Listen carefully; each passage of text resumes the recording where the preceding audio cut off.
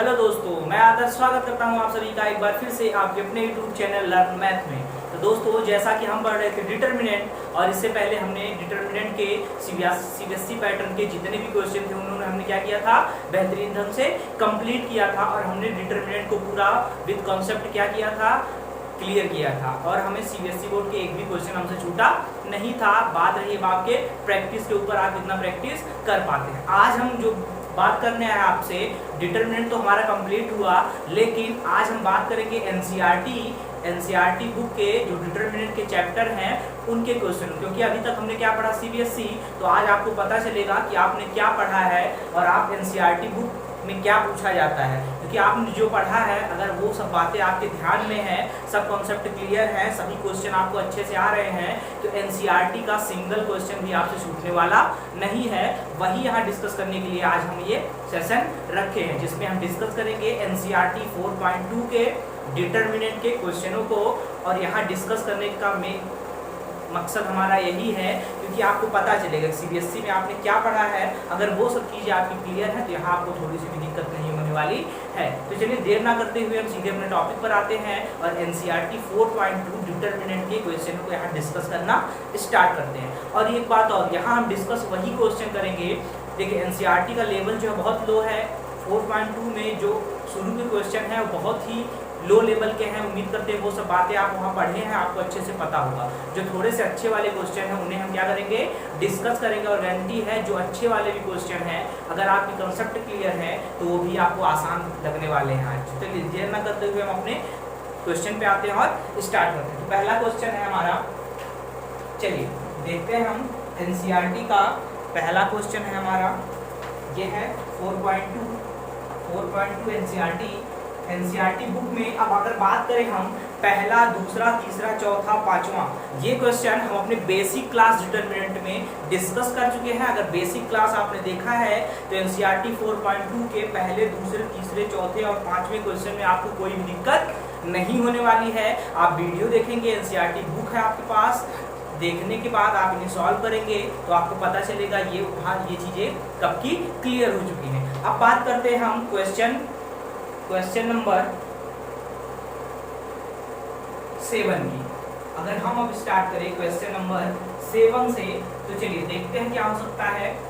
हम बात कर रहे हैं एनसीईआरटी के क्वेश्चन नंबर 7 की, और क्वेश्चन नंबर 7 है क्या हमारा, एक अच्छा सा क्वेश्चन है। थोड़ा सा अगर आपने सब पढ़ा तो ये आपके लिए बहुत ही आसान होने वाला है। एनसीईआरटी का क्वेश्चन नंबर 7 4.2 का, -a² AB AC BA CA -b² CB BC -c² equal to 4a² b² c²।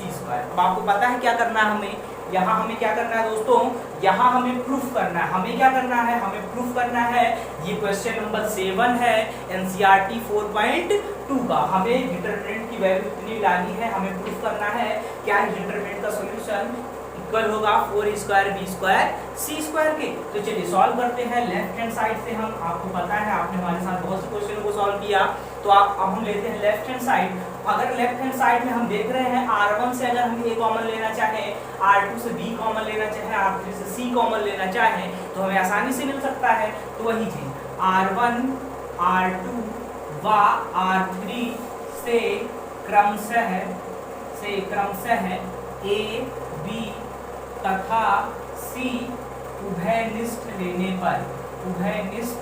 लेने पर R1 से A, R2 से B, R3 से क्या कॉमन लेंगे, C। तो हमने R1 से A कॉमन लिया, R2 से B कॉमन लिया, R3 से दोस्तों C कॉमन लिया। तो अब यहाँ बचा कि R1 से तो A बाहर निकल गया, a² से A गया तो माइनस का A, AB से भी A चला गया तो यहाँ B बचा, AC से A निकल गया तो यहाँ क्या बचा, C। R1 से हमने A कॉमन लिया, R2 से हमने कॉमन लिया है B, BA से B चला गया तो क्या बचा हमारा A, B² से B चला गया तो माइनस का B, और BC से B निकल गया तो क्या बचा हमारा C बचा। ये R2 से B कॉमन, R3 से C कॉमन, सेम इसी तरह के। तो CA से C गया तो A बचा, यहाँ हमारा B बचा, और यहाँ हमारा क्या बचा माइनस का C। उम्मीद करते इतनी बात आपको समझ में आएगी। अब क्या करना, अगर हम ध्यान से देखिए, C1 से A कॉमन, C2 से B कॉमन, C3 से C कॉमन, तो यहाँ लिखते हैं हम C1 C2 व C3 से क्रमशः ए बी कॉमा सी उभयनिष्ठ लेने पर, यानी कि C1 से A कॉमन, C2 से B कॉमन लेंगे, C3 से क्या कॉमन लेंगे दोस्तों, C कॉमन लेंगे। अब A B C हमारा पहले से कॉमन है और हम C1 से A, C2 से B, C3 से C फिर से कॉमन ले रहे हैं, तो बाहर हमारा क्या हो जाएगा A square B square C square. ये बात आप समझ चुके होंगे। यहाँ से A निकल गया तो यहाँ क्या बचा -1 1, यहाँ से B गया तो क्या बचा B 1 -1 और 1, यहाँ से C गया बाहर तो यहाँ से क्या बचा हमारा 1 1 और माइनस का 1। यहाँ तक कंसेप्ट क्लियर है, यहाँ तक बातें आपको समझ में आई होंगी। अब इनके आगे हमें क्या करना है, अब इनके आगे हमें कुछ नहीं करना। अगर हम यहाँ ध्यान से देखें तो A square B square C square है हमारा, तो अगर हम क्या करें C1 में C2 को क्या करें दोस्तों, C1 में C2 को ऐड कर दें। हम क्या कर दें, C1 की जगह पर हम लिख दें C1 प्लस C2, C1 की जगह पर हम लिख दें C1 प्लस C2, तो यहाँ से क्या हो जाएगा हमारा -1 + 1 0 1 -2 0, यहाँ से देख लें तो क्या हो जाएगा हमारा 2, और यहाँ क्या है 1 -1 1 1 माइनस का 1। उम्मीद करते हैं यहाँ तक समझ में आया होगा। अब क्या करना हमें, C1 के सापेक्ष प्रसार, C1 के सापेक्ष क्या कर देंगे दोस्तों प्रसार, और जब हम C1 के सापेक्ष प्रसार करते हैं तो C1 का पहला एलिमेंट इसके साथ कुछ जाएगा तो 0, दूसरा एलिमेंट भी 0 इसके साथ कुछ जाएगा तो 0, तीसरा एलिमेंट है प्लस सिंबल के साथ 2 लेंगे, और यहाँ से हम मल्टीप्लिकेशन किसकी करेंगे, 1 की 1 में होगी तो क्या होगा 1, और -1 का 1 में करेंगे तो -1, लेकिन माइनस माइनस हमारा होता क्या है प्लस, तो यहाँ से हमारा बचा क्या, ये तो सब 0, यहाँ से 2 × 2 आया क्या हमारा 4, और कॉमन हमारा है बाहर तो आया हमारा 4A square B square C square, और ये क्या दोस्तों हमारा राइट हैंड साइड है। तो हमने बेहतरीन तरीके से एनसीईआरटी ने देखिए कितने आसान तरीके से क्या क्या क्वेश्चन को सॉल्व किया था एनसीईआरटी 4.2 का क्वेश्चन नंबर 7। उम्मीद करते समझ में होगा, आप इसे नोट डाउन कर लेंगे।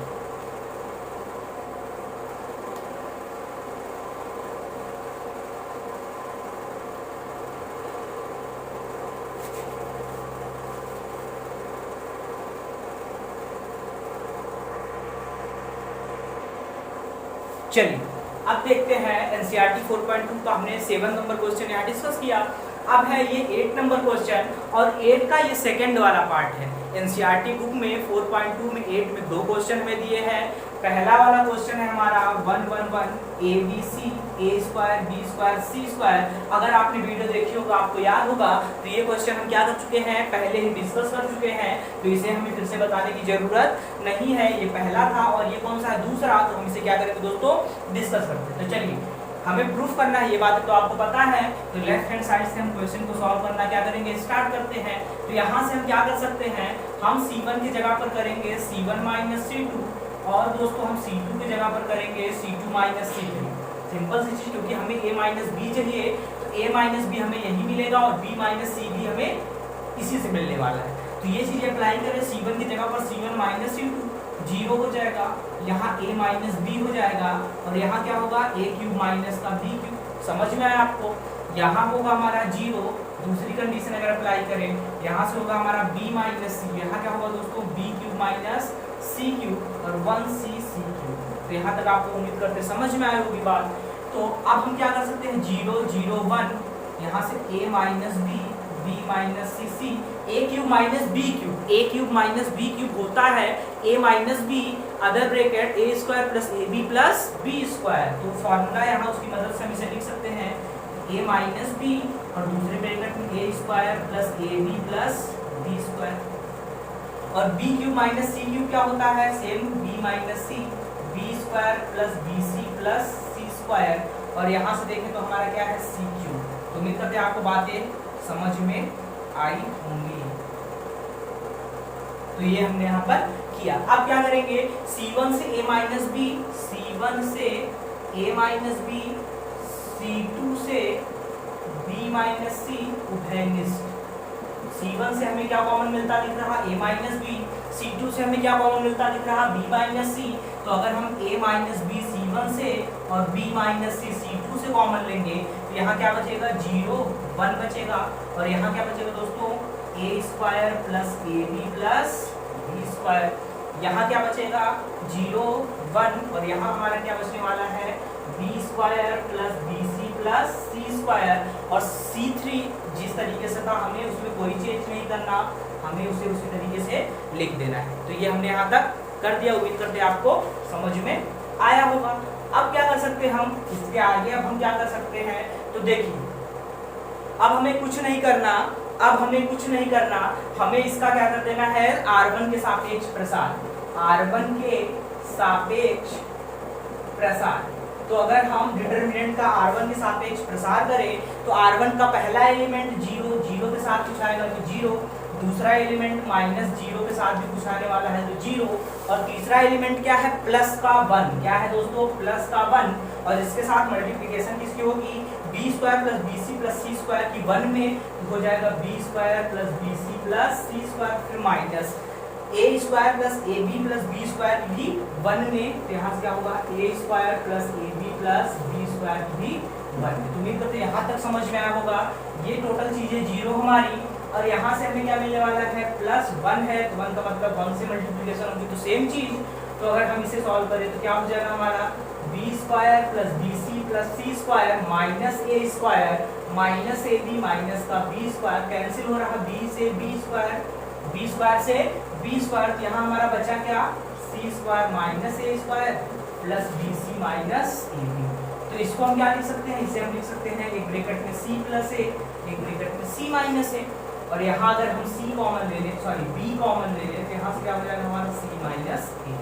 अब इस पूरे टर्म से हमें क्या कॉमन मिलता दिख रहा सी माइनस ए, तो सी माइनस ए हमने कॉमन लिया तो अदर ब्रैकेट में क्या बचा हमारा सी प्लस ए प्लस का बी। तो दो चीजें हमने पहले से कॉमन ली थी, क्या थी वो a minus B, b minus C, अब ये c माइनस ए और इसको क्या लिख सकते हैं a प्लस बी प्लस सी। और दोस्तों यही क्या है हमारा राइट हैंड साइड और यही हमें क्या करना था प्रूफ करना था। ये एनसीईआरटी का क्वेश्चन नंबर 8 का सेकंड वाला पार्ट है जो हमने यहाँ डिस्कस किया। उम्मीद करते हैं आपको समझ में आया होगा, आप इसे नोट कर लेंगे।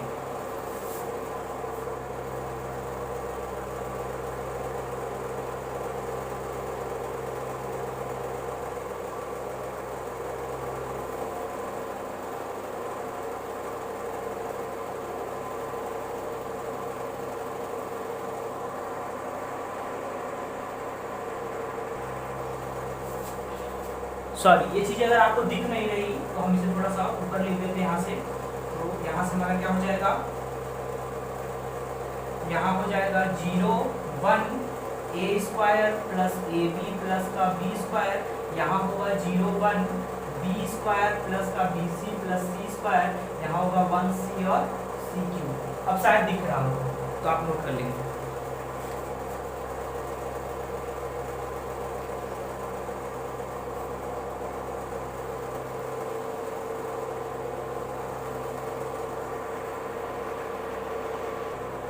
चलिए अगला क्वेश्चन है क्वेश्चन नंबर 9। अगला क्वेश्चन है दोस्तों हमारा क्वेश्चन नंबर 9। सेम जो हमने डिस्कस किया अभी क्वेश्चन उसी का सेम पैटर्न इसमें भी है, पर हम इसे फिर भी आपको डिस्कस करना चाहेंगे आपसे। तो चलिए हम इसे डिस्कस कर लेते हैं जल्दी जल्दी।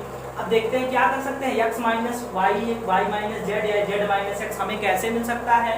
अगर हम R1 R2 और R2 R3 पर काम करें तो हमें x माइनस वाई और y माइनस जेड मिलेगा। और ये चीज़ें आपको कब पता चलेंगी, जब आपकी कंसेप्ट क्लियर होंगे और क्वेश्चन पर आपकी अच्छी प्रैक्टिस होगी। तो ये बातें आपके दिमाग में क्वेश्चन को देखते ही तुरंत आ जाएंगी। तो यहाँ से हम क्या कर सकते हैं, R1 की जगह पर हम लिख सकते हैं R1 माइनस R2 और R2 की जगह पर हम लिख सकते हैं R2 minus R3।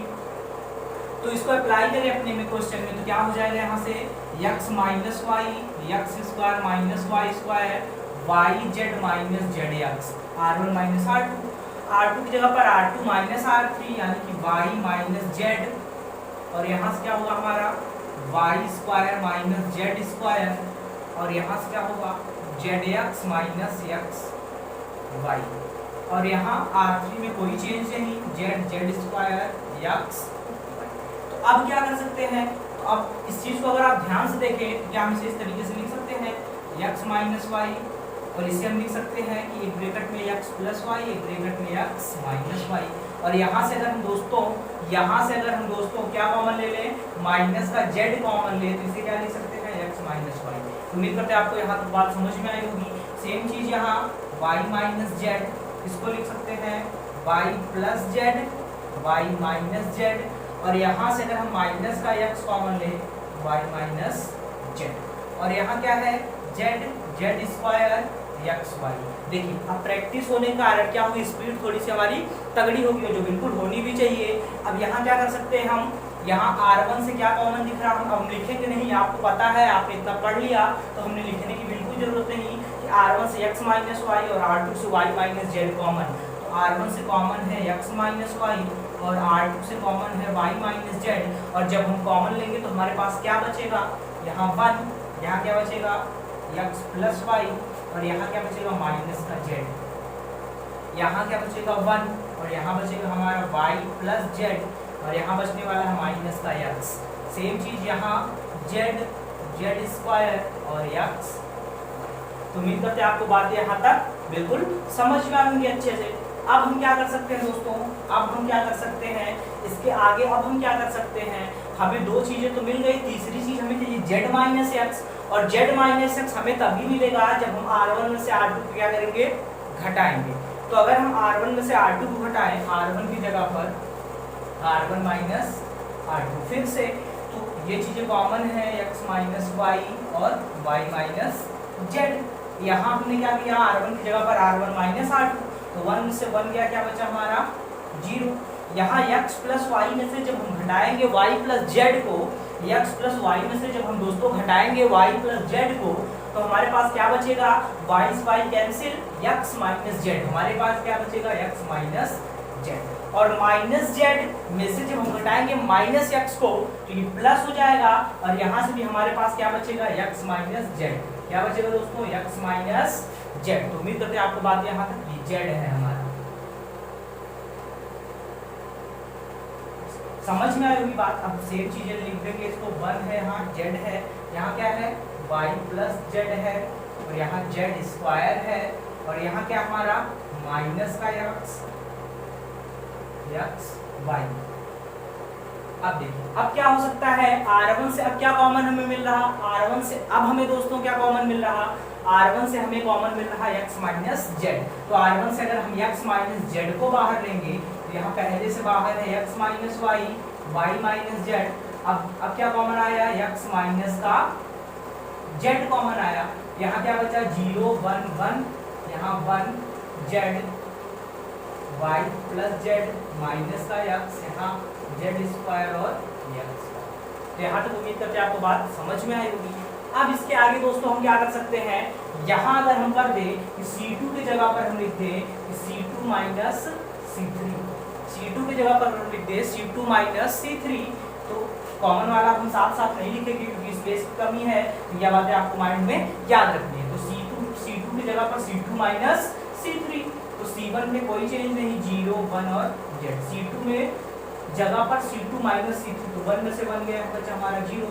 y plus Z में से जब हम माइनस x को हटाएंगे, यहाँ क्या बचेगा x plus Y plus Z, और जेड स्क्वायर माइनस का एक्स वाई, और C3 में कोई चेंज नहीं, 1 माइनस एक्स और एक्स। यहाँ तक उम्मीद करते हैं आप बात समझे होंगे, यहाँ तक आपको बात समझ में आई होगी। अब क्या करना, R1 के सापेक्ष, R1 के सापेक्ष प्रसार।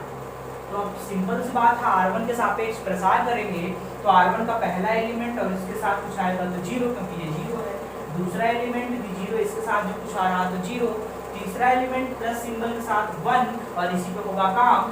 अब क्या होगी, Z square minus X Y की गुणा होगी 1 में, तो जेड स्क्वायर माइनस का एक्स वाई, फिर माइनस सिंबल, जेड की गुणा होगी किसमें, X plus Y plus Z, X plus Y plus Z में। और उम्मीद करते हैं आपको यहाँ तक बातें समझ में आई होंगी, तो आप जल्दी से इसे नोट कर लेंगे।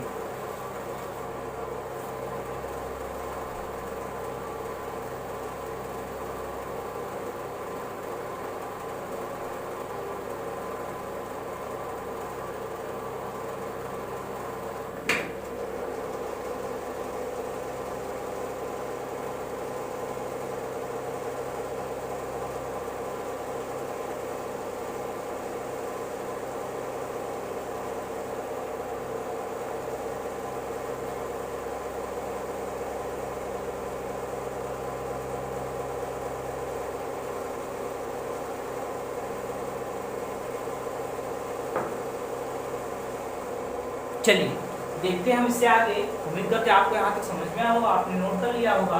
तो ये चीज़ें अब हम मिटा देते हैं और क्या करते हैं, अपने क्वेश्चन को इससे आगे कंटिन्यू करते हैं। तो ये चीज़ें टोटल क्या होगी हमारी 0, तो इन्हें हमें लिखने की जरूरत नहीं, काम हमें बस इस पर करना है। तो क्या हमारा जेड स्क्वायर माइनस का एक्स वाई, और माइनस जेड की जब हम अंदर गुणा करेंगे दोस्तों क्या होगा, minus Z X minus Z Y minus Z square, plus Z square से माइनस जेड स्क्वायर हमारा क्या हुआ, कैंसिल। और यहाँ हमारा क्या बचा, minus X Y minus Z X minus Z Y. तो यहाँ से हम अगर माइनस कॉमन लेंगे तो हम इसको लिख सकते हैं X Y plus Z X plus Z Y, ये चीज़ें बची हमारी। और हमारे कॉमन क्या क्या थे, ये तीनों चीज़ें, तो इसी के साथ हमें लिखना होगा। तो क्या हमारा माइनस पहले लिखते हैं हम, तो एक्स माइनस वाई, दूसरे ब्रैकेट में वाई माइनस जेड, दूसरे ब्रैकेट में एक्स माइनस जेड, और X Y plus Z X plus Z Y.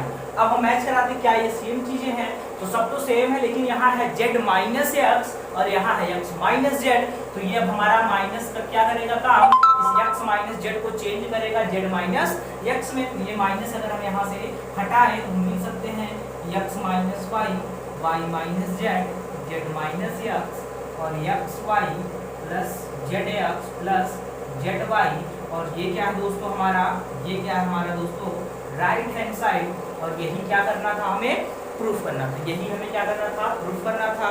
तो समझ में होगा आपको, आप इसे नोट कर लीजिए।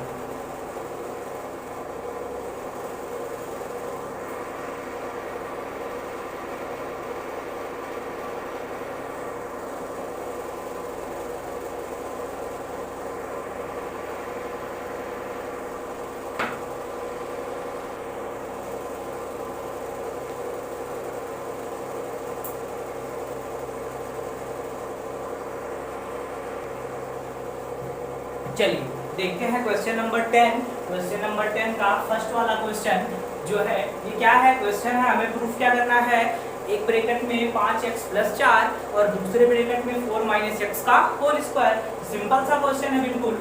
लेफ्ट हैंड साइड से हम स्टार्ट करते हैं। तो अगर ध्यान से देखें हमें प्रूफ करना है 5x प्लस 4।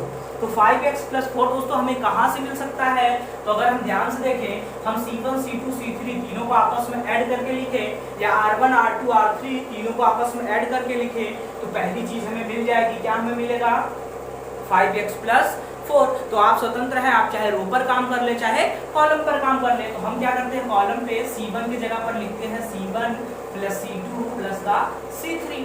तो यहाँ से क्या होगा हमारा x plus 4 2x 2x 2x 2x 4x और फिर प्लस x 5x और प्लस का 2। यहाँ भी सेम चीज 5x प्लस का 4 और यहाँ भी 5x प्लस का 4। तो उम्मीद करते ये बात आप समझे होंगे। और यहाँ से क्या है 2x x प्लस 4 और 2x, यहाँ क्या है 2x 2x x प्लस 4।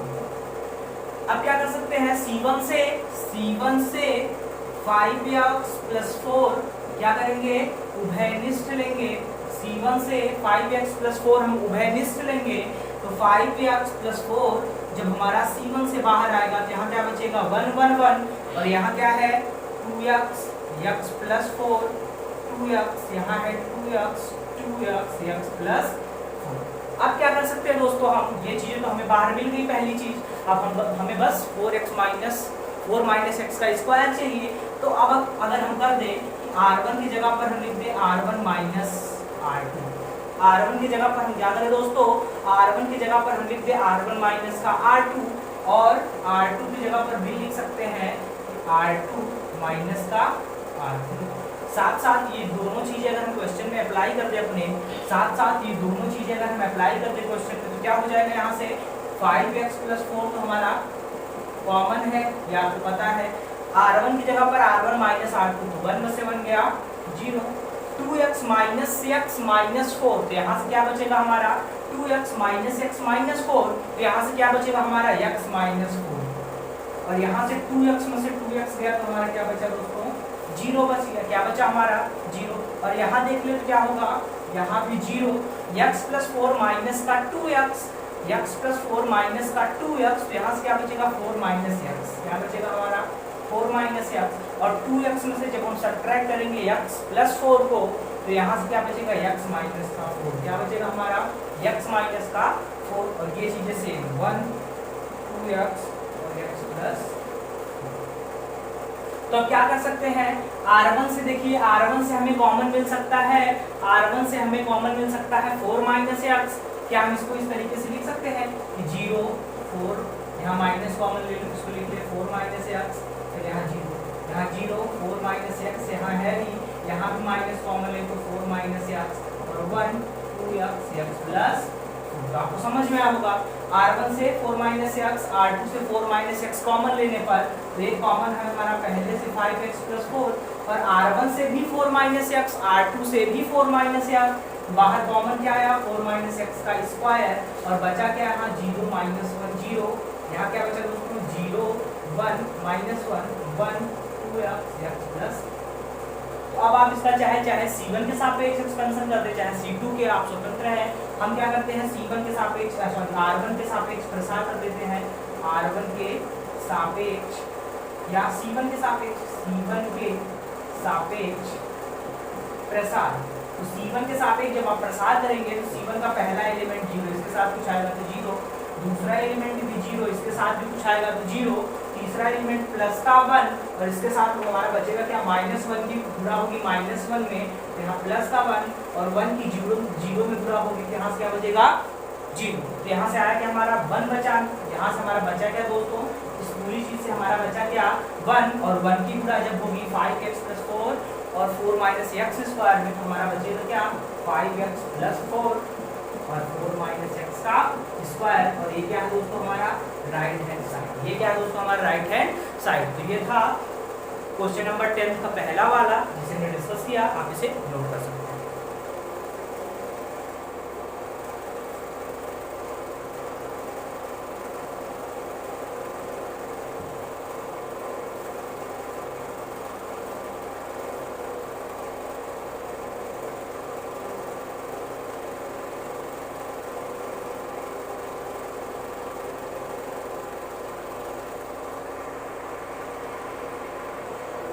चलिए, क्वेश्चन नंबर 10 का हमने फर्स्ट वाला क्वेश्चन डिस्कस किया था, सेकंड वाला क्वेश्चन सेम पैटर्न का था, केवल वहाँ x था, वहाँ क्या था a। तो फर्स्ट अगर हमने बताया तो सेकंड आप प्रैक्टिस के लिए क्या करेंगे, फर्स्ट वाला अगर आपको समझ में आया तो सेकंड आप सॉल्व कर लेंगे। ये है क्वेश्चन नंबर 11 फर्स्ट और सेकंड दोनों एक ही क्वेश्चन है। फर्स्ट वाले में ABC करके पूछा है, सेकंड वाले में XYZ करके पूछा है। तो दोनों में से हम कोई भी एक क्वेश्चन अगर आपको समझ में आता है तो दूसरा आप प्रैक्टिस के लिए वो जरूरी भी है, उसे आप खुद से डिस्कस करना जरूरी है। तो 11 का हम लेते हैं सेकंड वाला, आपको क्वेश्चन दिख रहा और हमें प्रूफ क्या करना है, 2 times x plus Y plus Z का होल क्यूब। तो चलिए स्टार्ट करते हैं क्वेश्चन को लेफ्ट हैंड साइड से। तो यहाँ क्या कर सकते हैं कि हमें x plus Y plus Z मिले। तो अगर आप क्वेश्चन को ध्यान से देख रहे होंगे तो अगर आप करें कि C1 के स्थान पर C1 plus C2 plus C3 तो आपको x plus Y plus Z जरूर मिलेगा। तो देख लेते हैं यहाँ पर करके x plus Y plus 2z plus x plus Y, तो क्या हो जाएगा हमारे यहाँ से 2x plus 2y plus 2z। ये समझने वाली बात है, आपको जरूर समझ में आई होगी। क्या होगा दोस्तों, हमारा C1 को C1 के स्थान पर C1 plus C2 plus C3 करेंगे तो वहाँ से हमें मिलेगा C1 की जगह पर 2x plus 2y plus 2z। क्या मिलेगा यहाँ से हमारा 2x plus 2y plus 2z, यहाँ भी सेम चीज 2x plus 2y plus 2z, यहाँ भी 2x प्लस 2y प्लस का 2z। ये चीजें हमने C1 के स्थान पर की। C2 C3 में कोई चेंज नहीं, तो x y plus z plus 2x, यहाँ भी x, यहाँ y x sorry z plus x plus 2y। तो आपको इसकी बात समझ में आई होगी। C1 से 2x plus 2y plus 2z क्या करेंगे, उभयनिष्ठ लेंगे हम।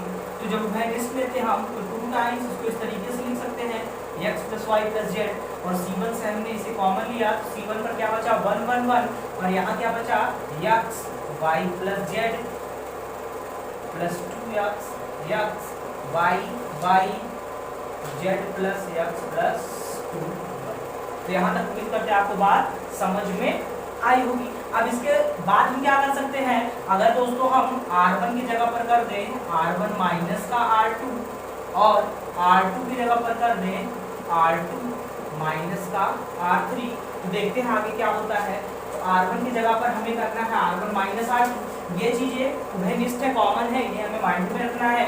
स्पेस कम होने के कारण हम इसे साथ साथ नहीं लिखेंगे। तो सेम चीज अगर अप्लाई करें R1 के स्थान पर R1 माइनस R2, तो यहाँ से हमारा क्या बचेगा, 1 से बन गया 0। और x में से जब हम सब्ट्रैक्ट करेंगे y plus Z plus 2x को, तो यहाँ से हमारा क्या बचेगा दोस्तों, यहाँ से हमारा बचेगा माइनस का x माइनस का y माइनस का z। आप इसे कैलकुलेशन को देख सकते हैं। जब x में से हम इसे घटाएंगे तो हमारा बचेगा माइनस का x माइनस का y माइनस का z। तो माइनस बाहर कॉमन लेके हम लिख सकते हैं x plus y plus z। और यहाँ क्या होगा, y में से y क्या हमारा R2 के स्थान पर R2 माइनस R3। तो यहाँ भी सेम चीज क्या बचेगा हमारा 0। और y plus Z plus 2x में से जब हम केवल x को हटाएंगे तो यहाँ क्या बचेगा हमारा x plus y plus z। और यहाँ जब हम सब्ट्रैक्ट करते हैं y में से x plus y plus z को, तो सेम चीज माइनस का z माइनस का x माइनस का y, और कॉमन ले लेंगे तो हम लिख सकते हैं x प्लस y प्लस का z। और R3 में कोई चेंज नहीं, R3 में कोई चेंज नहीं, तो R3 हमारा क्या है 1x और z plus x plus 2y। उम्मीद करते हैं ये बातें आपको समझ में आई होंगी। अब क्या करेंगे, R1 से R1 व R2 से x plus y plus z उभयनिष्ठ लेने पर, तो R1 से भी और R2 से भी हमारा x plus y plus z निकलेगा। तो बाहर कॉमन क्या होगा, x plus y plus z का स्क्वायर। और यहाँ बचेगा क्या हमारा 0 माइनस 1 0 0 माइनस 0 1 और माइनस 1। और यहाँ क्या बचेगा हमारा 1x z plus x plus 2y। अब क्या करें, R1 के सापेक्ष इसका प्रसार कर दें, R1 के सापेक्ष या C1 के सापेक्ष प्रसार, C1 के सापेक्ष हम क्या कर दे इसका प्रसार। तो 0 के साथ कुछ आएगा तो 0, फिर माइनस 0 के साथ कुछ आएगा तो 0, फिर प्लस 1 के साथ क्या आएगा, 1 के साथ माइनस 1 की 1 में गुणा होगी तो 1, और 1 की 0 में गुणा होगी तो 0। बचा क्या है, यहाँ से हमारा पूरा 1 बचा, और x plus Y plus Z square यहाँ, और एक कॉमन हमारा यहाँ छूटा था x plus Y plus z 2 times में। तो हमारा बचा क्या है 2 times x plus Y plus Z का ये स्क्वायर, और ये सिंगल पावर, तो यहाँ से पावर कितनी हुई q, और ये क्या है दोस्तों हमारा राइट हैंड साइड। और यही क्या करना था हमें दोस्तों, प्रूफ करना था। ये था 11th का सेकंड वाला। फर्स्ट वाला सेम लॉजिक पर सेम पैटर्न पर सेम क्वेश्चन है, वो अगर आपको ये समझ में आए तो प्रैक्टिस के लिए आपको जरूरी है और आप उसे जरूर सॉल्व करेंगे। तो आप इसे एक बार नोट कर लेंगे।